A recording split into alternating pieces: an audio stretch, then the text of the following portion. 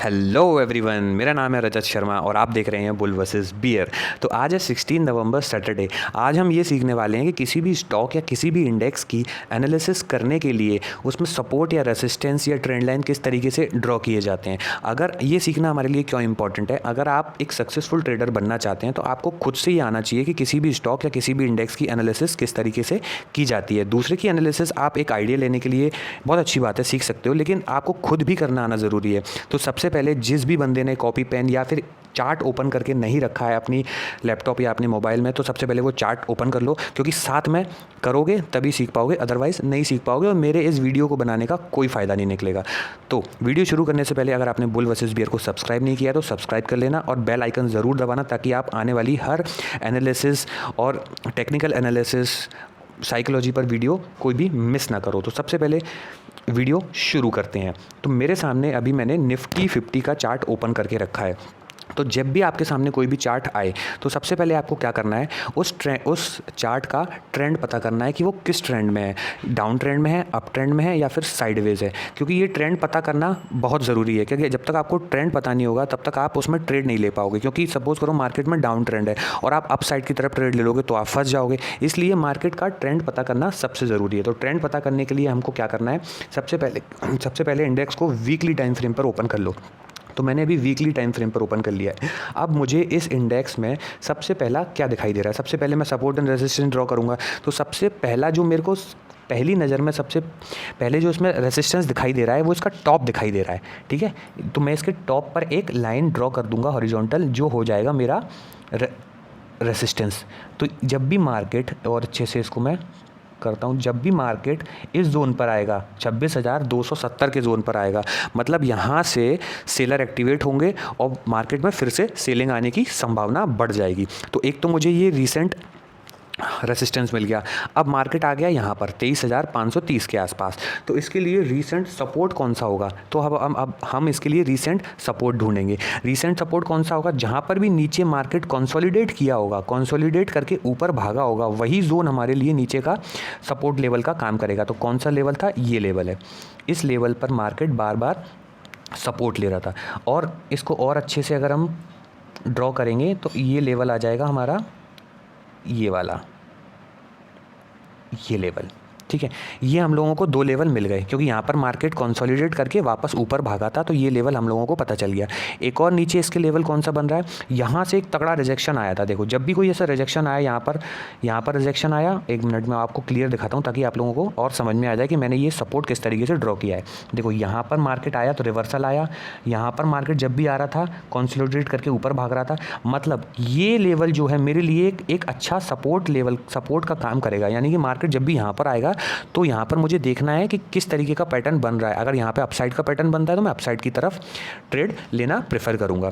तो ये आपके लिए बन गया, ऊपर का आपके लिए सपोर्ट बन गया, रेजिस्टेंस बन गया, नीचे के आपके लिए बड़े बड़े सपोर्ट जोन क्रिएट हो गए। अब मुझे क्या दिख रहा है वीकली टाइम फ्रेम पर, नीचे से मुझे इसमें एक ट्रेंड लाइन दिख रही होगी। ट्रेंड लाइन का मुझे कैसे पता चला, जब भी मैं एक स्ट्रेट लाइन खींचूंगा तो वो कम से कम 2 या 3 पॉइंट से टच होनी चाहिए, तो वो ट्रेंड लाइन मेरे लिए काम करेगी। चलो हम ड्रॉ करके देखते हैं ये पैरेलल लाइन कि ये 2 या 3 पॉइंट से मिनिमम टच हो रही है कि नहीं हो रही। सबसे पहले मैं इसको यहाँ से लूँगा और यहाँ पर इसके टच करके देखूँगा कितने पॉइंट ये टच हो रही है।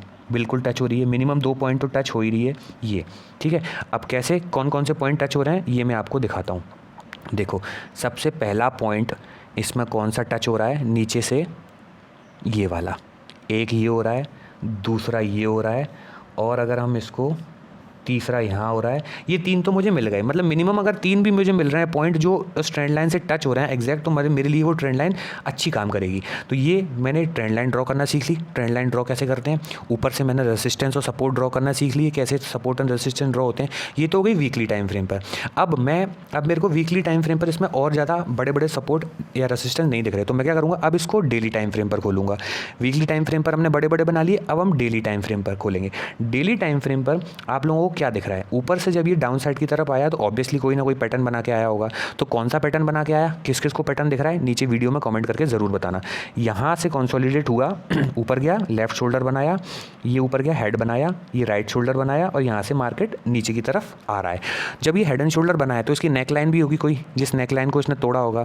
अब नेक लाइन क्या होती है, किस तरीके से ब्रेकडाउन ब्रेकआउट करता है पैटर्न, वो आप चैनल पर बाकी वीडियो में देख सकते हो कि किस किस तरीके से आप सारे पैटर्न को आइडेंटिफाई कर सकते हो। और अगर आपको और अच्छे से पैटर्न फॉर्मेशन चाहिए, कैसे बनते हैं, कैसे क्या होता है, तो आप मेरे को कमेंट बॉक्स में ज़रूर कमेंट करना, तो मैं उसके ऊपर भी एक और अच्छी बड़ी वीडियो बना दूंगा। तो देखो यहाँ पर मुझे इसका एक नेक लाइन दिखाई दे रही है हेड एंड शोल्डर की। कौन सी नेक लाइन, ये जो नेक लाइन है ना, ये यहाँ पर ये सपोर्ट ले रहा था।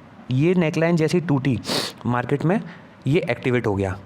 क्या, हेड एंड शोल्डर एक्टिवेट हो चुका है। हेड एंड शोल्डर एक्टिवेट हुआ तो कितना जाएगा, जितना इसके नेक लाइन से हेड की डिस्टेंस है, जितनी इसकी नेक लाइन से हेड की डिस्टेंस है, जितनी ये डिस्टेंस है, उतना ही इसको नीचे जाना चाहिए। और फिर वहाँ पर आके अगर कुछ कंसोलिडेट करके ऊपर निकलता है तो ठीक है, अदरवाइज ये और नीचे आता है। ये इसका कंसेप्ट होता है। तो अब हम देखते हैं कि ये क्या कर रहा है। अब यहाँ पर आ गया, अब यहाँ पर इस ट्रेंड लाइन पर, जो कि ये बहुत बड़ी ट्रेंड लाइन थी, ये देखो कब से ये ट्रेंड लाइन चली आ रही है, कितने टाइम से चली आ रही है, ये 2020 अप्रैल से ये ट्रेंड लाइन चली आ रही है, जो कि 2024 तक फॉलो कर रही है। अब जाके कहीं इसने इस ट्रेंड लाइन को तोड़ा है। मतलब जब इस ट्रेंड लाइन को तोड़ा है तो हमें ये समझ में आ रहा है कि ये अगर इस ट्रेंड लाइन के नीचे क्लोज करना शुरू कर देता है तो मार्केट बियरिश होना शुरू हो जाएगा।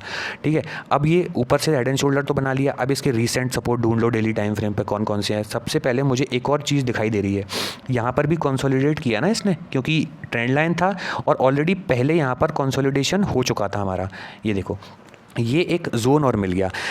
ऊपर से आया, इसने अपनी नेकलाइन तोड़ी, फिर इस ट्रेंड लाइन पे इसने कंसोलिडेट किया। पहले भी किया था कंसोलिडेट, अब फिर से किया।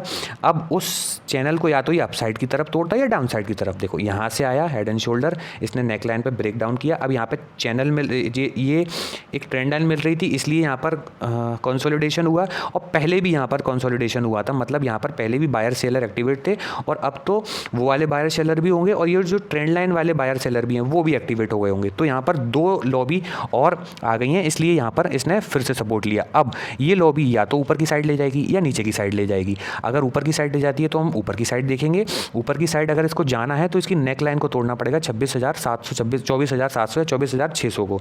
अगर वो नहीं तोड़ता है तो ये नीचे की साइड के लेवल इसके लिए ओपन हो जाएंगे। नीचे की साइड के लिए लेवल कैसे करेंगे, अब देखो सबसे पहले तो क्या करना है, अब इसका ये लास्ट डे ट्रेडिंग जोन इसका कर लेना है। कौन सा है लास्ट ट्रेडिंग जोन, 23,490 के आसपास। तो 23,490 हमें मिल गया कि ये इसका अभी यहाँ पर क्लोजिंग हुई थी। अब ये जैसे ही निकालेगा तो हमें कौन सा रिसेंट सपोर्ट मिलेगा, ये वाला। देखो ये जो सपोर्ट है ना, यहाँ से ग्रीन कैंडल से वापस उठाता मार्केट। कैसे उठाता, फिर से दिखाता हूँ। जैसे ही मार्केट यहाँ पर रेड कैंडल बना रहा था, जैसे ये ग्रीन कैंडल यहाँ इस जोन पे आया, मार्केट वापस बाउंस हुआ, मतलब यहाँ पर बायर एक्टिवेट है। जैसे ही मार्केट इस लेवल को निकालेगा 23,530 के, तो 23,350 के आसपास फिर से वही बायर एक्टिवेट हो जाएंगे जो यहाँ पर थे। या तो वो इतने स्ट्रांग होंगे कि इसको ऊपर ले जाएंगे, अगर वो इतने स्ट्रांग नहीं हुए, यहाँ पर सेलर ज़्यादा स्ट्रांग हुए, तो मार्केट को यहाँ से नीचे ले आएंगे। ठीक है, नीचे ले आएंगे तो ये जो सपोर्ट का काम कर रहा था अब वो रेसिस्टेंस का काम करने लगेगा। कोई भी सपोर्ट अगर टूटता है तो वो रेसिस्टेंस की तरह काम करने लगता है, और कोई भी रेसिस्टेंस अगर टूटता है तो वो सपोर्ट की तरह काम करने लगता है। इसके पीछे का लॉजिक क्या है, उसके ऊपर भी वीडियो ऑलरेडी डली हुई है। अगर आप बोलोगे तो मैं एक बार और वीडियो बना दूंगा नीचे, लेकिन कमेंट बॉक्स में ज़रूर करके बताना कि आपको ये वीडियो चाहिए कि कोई भी सपोर्ट या रेसिस्टेंस टूटता है तो वो उसके अपोजिट क्यों बिहेव करने लगता है। तो चलो, ये हमें रिसेंट जोन मिल गया। अब एक बार और देखो कि अगर इसको भी तोड़ता है मार्केट तो हमारे लिए नीचे के लेवल कौन कौन से ओपन हो गए, सब हमारे लिए नीचे के 22,650, 22,600 का लेवल हमारे लिए ओपन हो जाएगा। अगर ये लेवल टूटता है तो 23,530 टूटता है तो 23,350 का लेवल खुलेगा। 23,350 का लेवल खुला तो नीचे का लेवल ओपन हो जाएगा जो है 22,650 का, 22,650, और ये फिर उस हिसाब से और नीचे के लेवल इसमें ओपन होते जाएंगे। और मैं इसको अगर आप और 15 मिनट टाइम फ्रेम पर अगर इसको ओपन करते हो और क्लोजली अगर आप इसको देखना चाहते हो तो मैं इसको 15 मिनट टाइम फ्रेम पर ओपन कर लेता हूँ। ठीक है, और बड़ा हम कर लेता हूँ तो इसको 30 मिनट टाइम फ्रेम पर एक बार इसको देख लेते हैं। 30 मिनट टाइम फ्रेम पर क्या कर रहा है, ये यहाँ पर एक जोन में कंसोलिडेट हो रहा है। देखो कंसोलिडेट हो रहा है मतलब यहाँ पर बायर सेलर दोनों अपनी एंट्री बना रहे हैं। जिस भी साइड मार्केट जाएगा, जिस भी साइड के एसएल खाएगा उस साइड मार्केट अब निकल जाएगा। ठीक है, एक मिनट, अब देखते हैं 15 मिनट पर अगर हमको रिसेंट अगर उस ट्रेड उस इंडेक्स या उस स्टॉक में एनालिसिस करनी है तो हम 15 मिनट 30 मिनट पर भी टाइम फ्रेम पर उसको करेंगे। अब देखो ये या तो इस बॉक्स के ऊपर निकल जाए तो ऊपर के लेवल ओपन होंगे, और अगर इस बॉक्स के नीचे निकला तो फिर से वही कंसेप्ट आ जाएगा, नीचे के लेवल नीचे के बायर के ऐसे हिट हुए तो नीचे की तरफ भागेगा, फिर वो बायर वापस सेलर बन जाएंगे। ये कंसेप्ट समझने के लिए भी आप वीडियो के नीचे कमेंट करो, वो भी समझा दूंगा। जैसे ही नीचे निकलेगा मार्केट तो नीचे के लेवल ओपन कौन से हो गए, जैसे ही नीचे निकला तो नीचे के लेवल ओपन हो गए ये 23,350, और 23,350 को भी निकालता है तो एक 23,000 का लेवल जो कि साइकोलॉजिकल लेवल है यहाँ पर रुकेगा, यहाँ को भी निकालता है तो नीचे 22,600 22,550 के लेवल नीचे ओपन हो जाएंगे। इस तरीके से हम नीचे के लेवल और ओपन करते जाते हैं। तो आई होप आप लोगों को अभी तक सपोर्ट एंड रेसिस्टेंस किस तरीके से ड्रॉ करना है ये समझ में आया हो। अगर आप लोगों को सच में प्रोफेशनल ट्रेडर बनना है तो खुद कैसे सपोर्ट एंड रेसिस्टेंस ड्रॉ करना है वो आपको आना चाहिए। आई होप कुछ वैल्यू आपको इस वीडियो से मिली हो। अगर वैल्यू अगर आपको मिली हो तो वीडियो को लाइक ज़रूर करना और कमेंट बॉक्स में कमेंट ज़रूर करके बताना कि सबसे अच्छा पार्ट आपको कौन सा लगा और किस एनालिसिस किस कैंडलस्टिक पैटर्न पे साइकोलॉजी पे आपको वीडियो चाहिए वो आप बताना, आपको उसी पर वीडियो मिल जाएगी। तो आई होप आप लोगों को ये वीडियो पसंद आई हो तो इसको फॉलो करना और चैनल को सब्सक्राइब किए बिना मत जाना। मिलते हैं आपसे अगली वीडियो में, तब तक के लिए गुड बाय, टेक केयर।